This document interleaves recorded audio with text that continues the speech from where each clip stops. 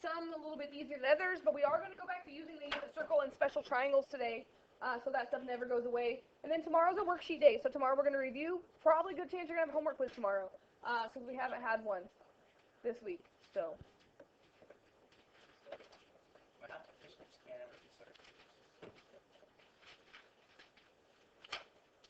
My class last night, well, normally we have like one quiz a week in my class, and we had one on Monday.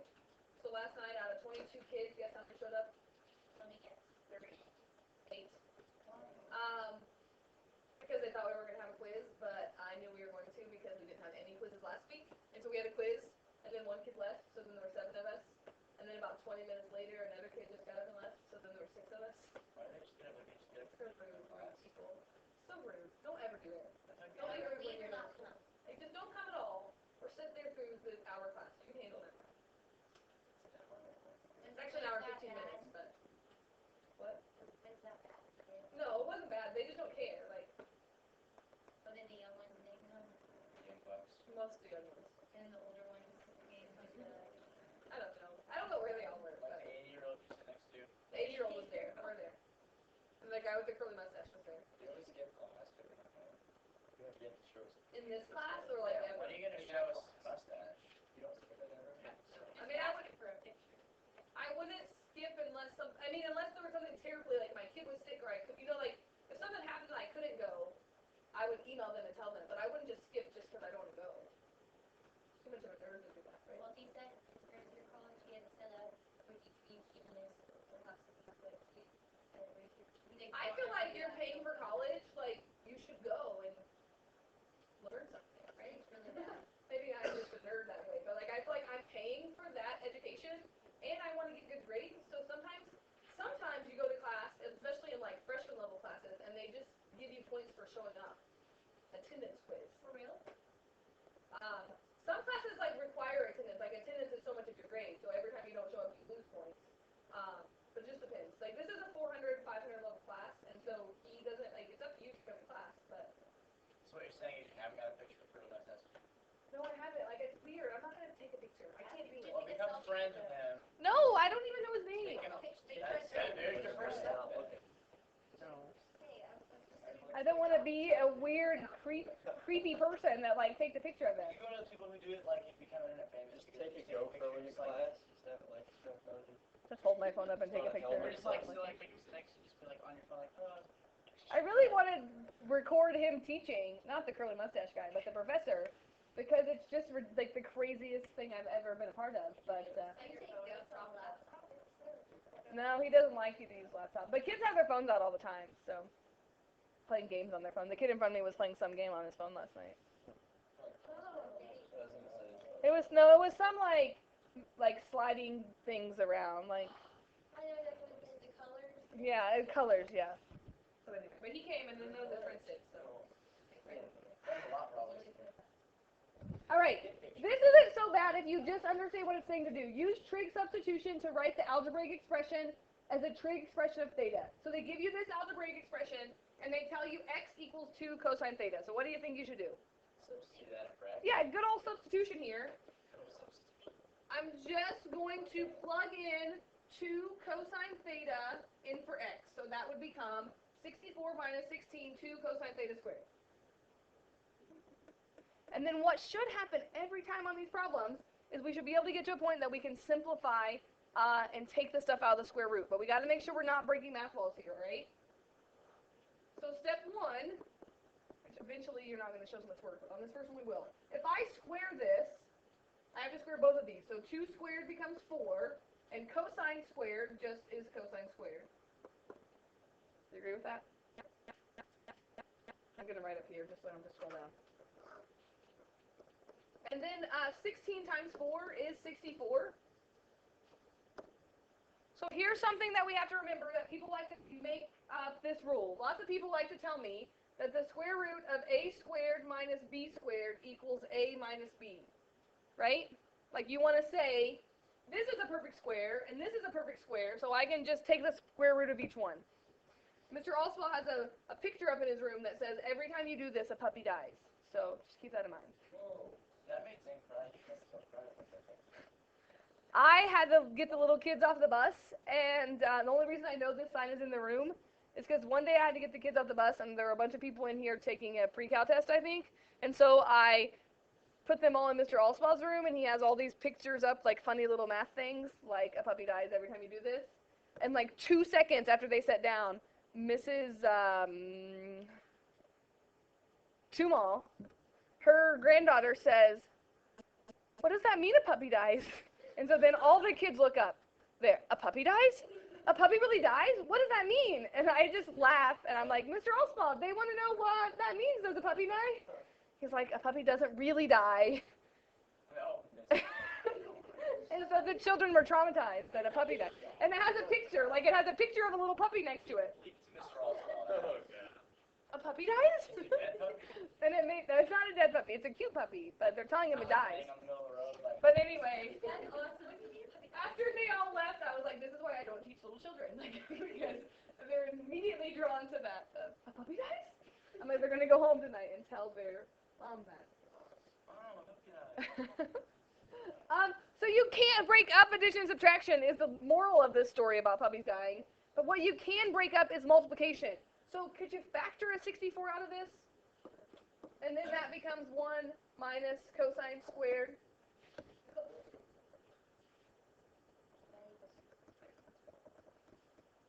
And maybe, what does 1 minus cosine squared equal? Maybe sine squared.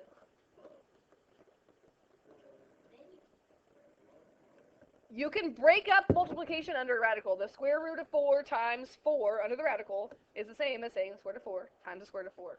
So now we can break that up and say that that is 8. And what's the square root of sine squared? Sine. That wasn't too bad. That's a good one, right? How much harder was your homework? Well, there's a couple like this. We're starting with the nice ones today, right? I start with the easy ones, build you up, so I can knock you down later. You know, I usually get to the easy ones in class, and I get home, but myself, it's really hard to study on my brain. I think it's backwards today. I think these are the end of the homework, honestly. Like, these are the end of the homework. What's the beginning? Well, we're going to do it in a minute. So let's try this one, then we'll do the other stuff.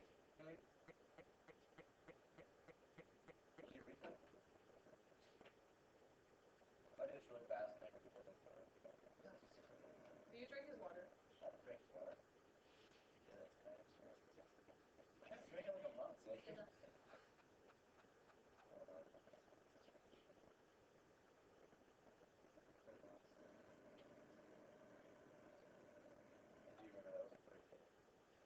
I think it was big.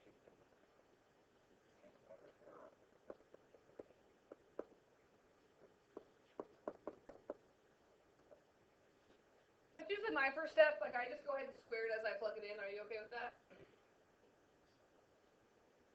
And then on these problems with the square roots, it always works out so nicely that you can factor.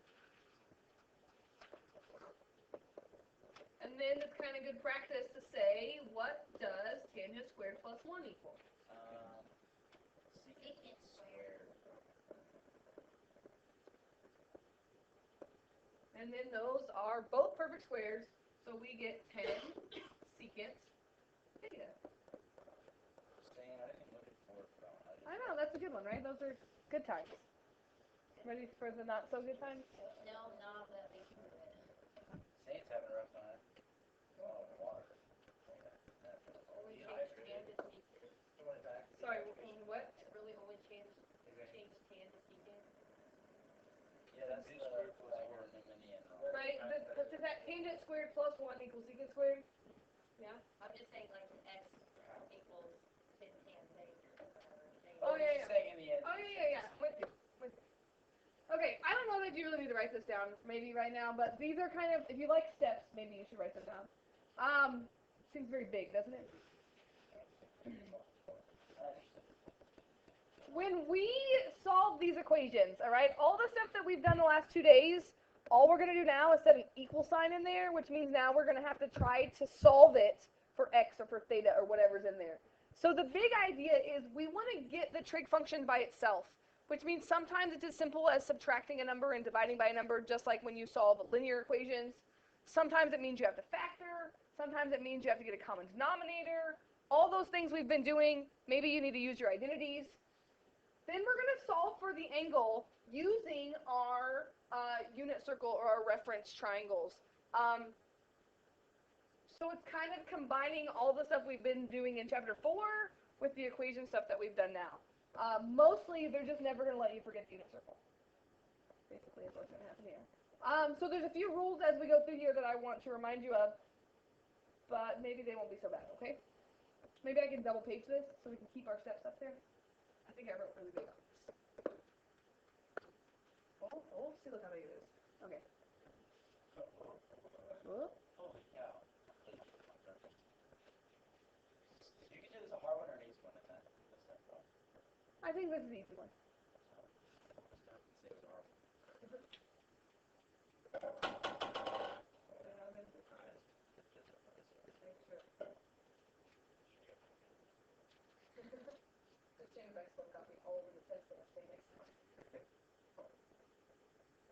So we've convinced Mr. Weiler to do a Pi Day step with us, and then today in the hallway, Miss Di and I were talking about Pi Day, and she was like, "I looked up this dance last night, and it might have said in the wording, spin like your wheelchair's broken."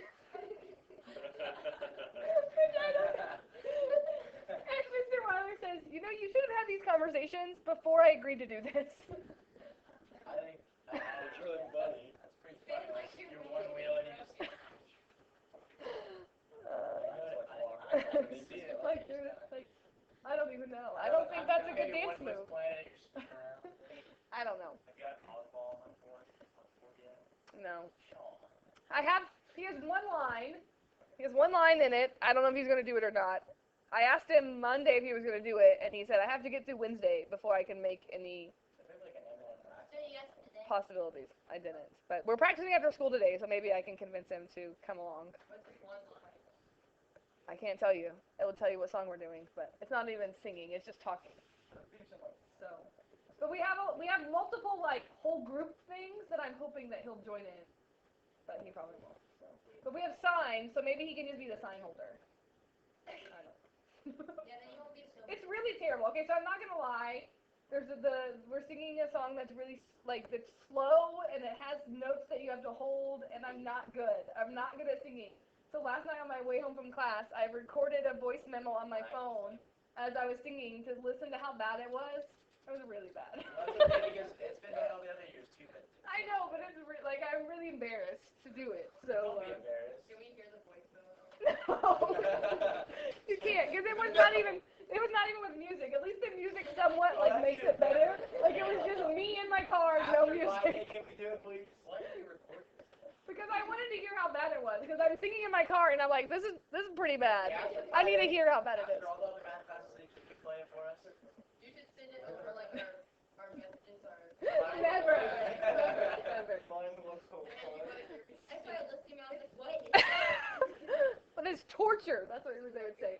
Okay, first of all, if it was just this, we would do. We've done this before, all right? But now we're setting it equal to 0, and notice they tell you to find answers between 0 and 2 pi, which is a good interval, right? That's your around the unit circle, right? So, forget about the equal sign for a minute. What does this look like that we've done over the last couple days? Looks like a quadrant. Like a trinomial, right? Like a U substitution factor kind of thing, right? Yes? Can you factor that with... I'm not even going to show you this. I'm just going to factor it. I'm not even going to show you this, right? I like to show you like the quick way of factoring on problems like this, but it always just like baffles you. Show it and then erase it. But here's how I was taught to factor everything, okay? So, instead of doing factor by grouping, even when, because when there's a number in front, we usually do the factor by grouping, right? And we have to work it all out and factor it. Yes, that's how you would do this problem, which still works. But when there are prime numbers in the front and the back, you can do it in your head. What is the only thing that's going to multiply together to give you 2 cosine squared? 2 and cosine, right? You agree with that? 2 times 1 are the only 2 numbers that multiply to give you 2. Yeah. So instead of having to do factor by grouping, just like normally, if it was just cosine, you just fill in cosine and cosine. What if I just filled 2 cosine and cosine? That has to be true, right? That's good. That's brilliant. And then, super great, 1 is a prime number, well, 1, I don't even know if 1 counts as a prime number. What's the only two numbers that multiply to give me 1? 1. So it has to be 1 and 1, but here's the hard part they have to think about. What do the signs have to be so that when you FOIL that out, that you would get a plus here? Negative. This one would have to be positive because that would give you 2 minus 1. Oh? That's how I was taught to factor everything. Like, I didn't learn factor by grouping until I was in college when I was learning how to teach you how to factor. So I was taught to do that with everything, even if there was like a 36 up here. So it's a lot of brain work, right? But it still works. If you want to factor by grouping, you could do negative 2 here, and you could rewrite this as 2 cosine x, plus I don't even remember. 2 cosine minus cosine minus 1, and then you group them together, right? That's factor by grouping. Here, look, I'll erase it now. I'll erase it. Don't forget I ever showed you it. No, I liked it. I like it too. Why was the negative on the left? Or does it? It matters because you have to here.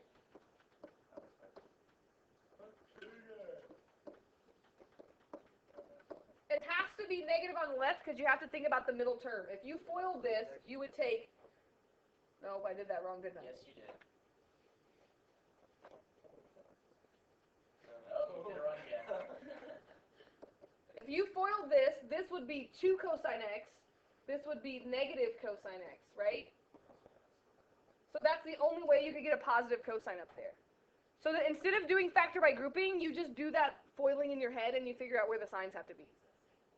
You don't have to do it ever. I just like to show it to you because someday you might go to college and your professor might just factor and you might, like, your mind will be blown. And then you can be like, oh, maybe she showed me that once.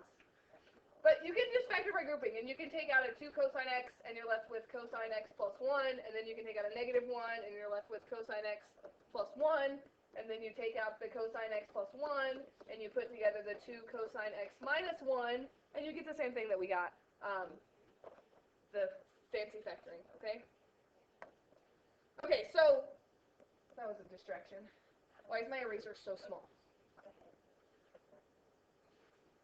Okay. Ready? That's boring. David, real question. Now you're writing it, please. You're writing it. No, but it was too small. I couldn't handle it. So the difference between what we did the other day when we factored like this is now it says equals 0. What do we do when we factor and it's equal to 0? Yeah, we factor so we can set each factor equal to 0. So we can say cosine x plus 1 equals 0, or 2 cosine x minus 1 equals 0, because if two things multiply to give you 0, one of them has to be 0, the zero product property.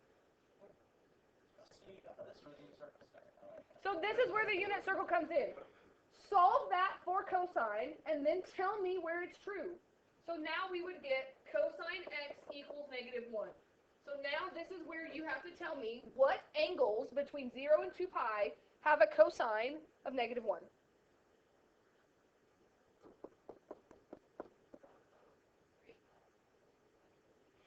Pi, right? Cosine's x. So it's only a pi. Cosine's x.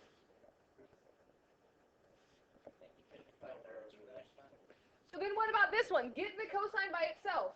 So just like if you were just solving for x, I'm going to add 1 over, I'm going to divide by 2. Right? So isolate the trig function. That's what that means. Get the trig function by itself. This should be something from your unit circle that you can think about. Where does cosine equal 1/2? Is that the only place? No. We're going from 0 all the way to 2 pi. 5 by 6. Said 6 by 10. Which means there are 3 different answers that make that equation true. What is even fair? When one's equal to my problems. So if you've been doing the homework the last 2 days, the only extra step now is it's set equal to 0. So whatever you do, once you factor or whatever, then you're just solving it using the unit circle. So let's do another one.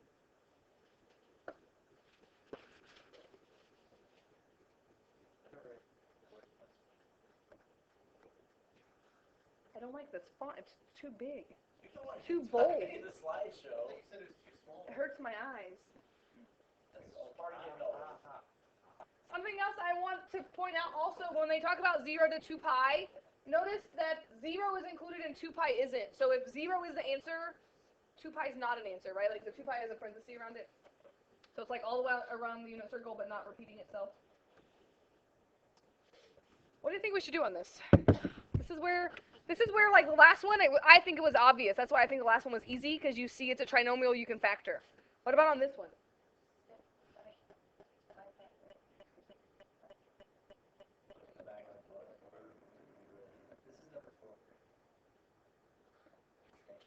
What if it said this, and I asked you to solve that? What would you want to do? I would just. Could we just get the x squared by itself by adding 1 and divide by 3, and then take the square root? That would work. Hey, you're right, you could factor it and say that square root of 3 times the square root of 3 isn't there. That's kind of weird, but you could. You'll get the same answer. It's a crazy Italian way of doing it, but it works. Of course. Wow, that was a racial epic. It really wasn't. It was just because he did this. I'm saying this. Can I do that without showing any work? Are you okay with that? So again, maybe when you do these today, if you get stuck, change to x's or y's and see if it helps you. Factoring, really is a good way of doing it, just to tell you what Olivia was saying. He's saying this is a perfect square, this is a perfect square, even though 3 isn't. So he's saying this would be square root of 3 cotangent x, square root of 3 cotangent x, minus 1 and plus 1. Yo, let's not do that. It works. Kind of weird, right? Like most people don't think that way, but it works. It's what I like. I like when people do answers that I don't. That's a different way of me doing it. But the good thing about his way is you would get all the answers here, because sometimes people lose answers on this problem. What would I do to make this cotangent instead of cotangent squared? Square root right there. I would square root both sides. So one thing, what happens when you take the square root of both sides of an equation? You have to do plus or minus. If you forget that, you're going to miss half your answers. The other thing is you have to get this so that it's in something that looks like from our unit circle. So remember when you square root a fraction, you can just square root the top and square root the bottom. So that's the same as just saying the square root of 1, which is 1, over the square root of 3. Right? If you do a decimal here, that's not going to help you very much. So now the question is, where is that true? Either here or here, right? So this is 1/2 square root of 3 over 2, and this is square root of 3 over 2 1/2. What's the ratio for cotangent? X. Cosine over sine, x over y, both are acceptable. So would that work on this one? X over y? Yes. So that would be pi thirds. And here's what I like, if you can remember the plus or minus. If I want both the positive and the negative, how many answers am I going to have? Because it's positive twice and it's negative twice, which means if you get the first one right, do you agree it's just going to be all the thirds? Because all that happens is this just changes signs as it goes around. So it's just going to be all the thirds. Pi thirds, 2 pi thirds, 4 pi thirds, and 5 pi thirds, because 2 of those are positive and 2 of those are negative. So when you do plus or minus, you're going to get 4 answers. Oh, you see how it's all coming together. Oh. Secret plan. No, I would not accept etc. Dot, dot, dot.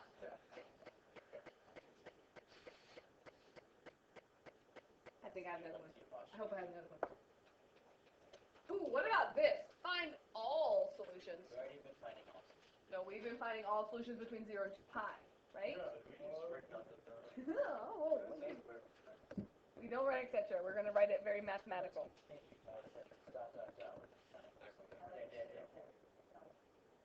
It's kind of like the last one, right? What could we do to get this one by itself? 2 divide by the square root of 3, right? Like you're just trying to get the trig function by itself. If there's only one trig function in the problem, all you got to do is move everything else around it. Like just like you've been solving equations for years, it's just now trig functions.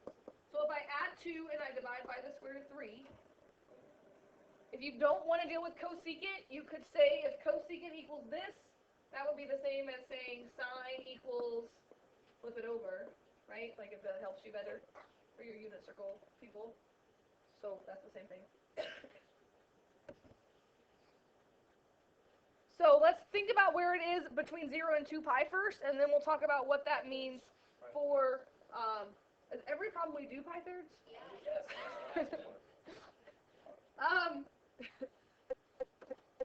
Sine cosecant is That's like y. volleyball that you made the notes like that. So, I think it is pi thirds. Yeah, that's what we said. Don't assume every answer is pi thirds. We already assumed we had a can Do opener. by thirds. Like that. Go for it. How many answers do you have on this one? All of them? Not all of them. Just the, it says right there in the directions. Let's go down here and write this. 2 pi thirds is true. 4 pi thirds is not true though, right? 4 pi thirds is negative square root of 3 over 2, right? 5 pi thirds is negative square root of 3 over 2. So you're not going to do all of them because I don't want the negative ones, I just want the positive ones. But here's what I mean by all the solutions. What if I went around the circle more than once and I got back to here? Would there be another solution again? And I went around again and there'd be another one, and another one, and another one, and another one, and I just have to write forever and ever and ever?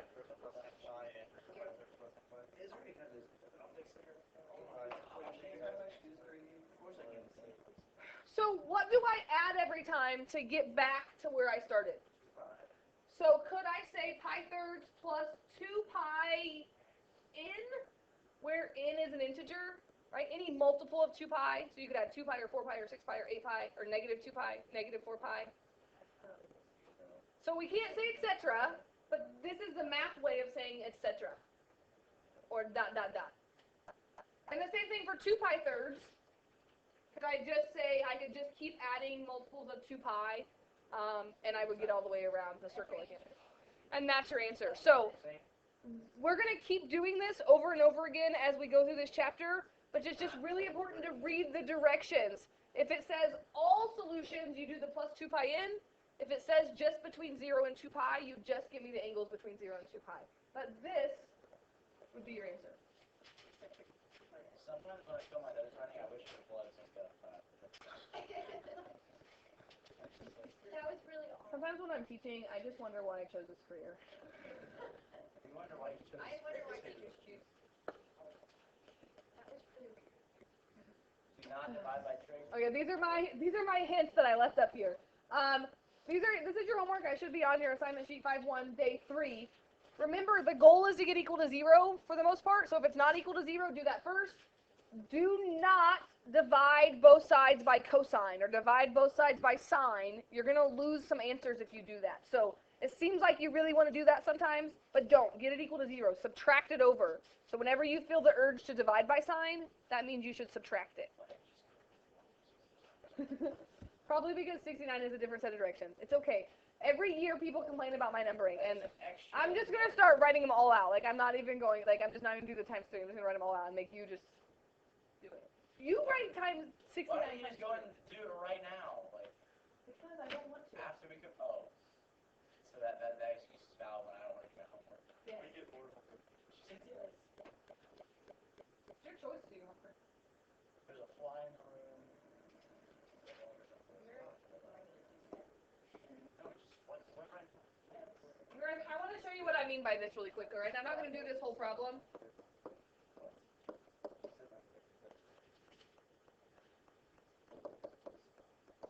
Here's why I wrote these two things up here. This is number 53. And every year on something like number 53, people think it's a great idea to divide both sides by tangent because then the tangent just goes away and you just get sine squared equals 1, right? Seems like a genius idea. But what happens is when you divide by tangent, you lose those answers. You've just made tangent disappear from the problem, and you lose the answers that make that true. So when you see something like this, get it equal to 0, which means can I just subtract tangent over?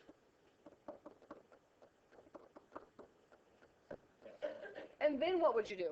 Factor out the tangent. Anytime you want to divide, that means you should factor. So factor the tangent out, and you can set tangent equal to 0, and then you can set what's left over equal to 0 and solve it. So I'm not going to work that out further for you, but I just wanted to kind of maybe prevent you from breaking math laws, okay? There's math police that You actually have like